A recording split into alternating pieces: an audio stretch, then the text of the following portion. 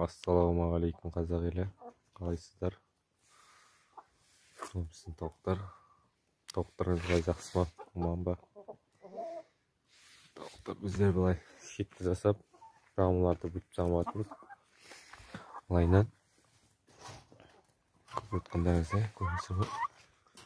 Былай шағын ғана шет жасап көріп қойдық. Мияқтарында туатыны кешкісін төбесін жауып қоямыз. Мысалы, біздің тауықтар.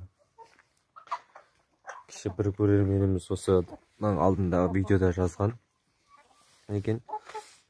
Тауықтарым, екі тауығым 40 басуға жатты, сосын кейін тұрып кетті деп.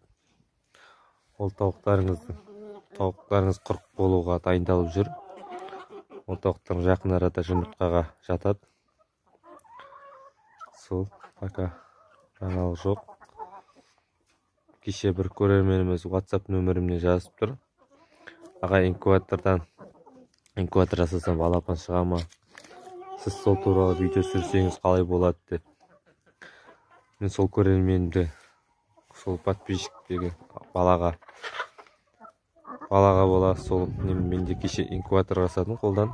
Сол алла бұйыртса енді ішіне жұмыртқаларымызды салдық. Жұмыртқа салып қойдық, ішіне көреміз, балапан шыға ма, шықпай ма. Сіздерге сол үшін жаңалық айтам, балапан шығады или шықпайды деп. Сол пока осы ішіне енді бір салғасын тоқ кетіп жатыр оғанда. Енді ішіне 40 жұмыртқа салып қойдық, кеше қолдан жасаған инкубатор. Енді ол неше жұмыртқа балапан шыға ма, шықпай ма, сосын сіздерге айтатын болам туралы. Әзірге осы.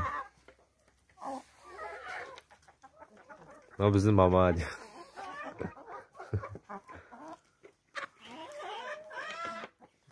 Каналға жазыламыз, лайк басамыз, комментарий жазамыз.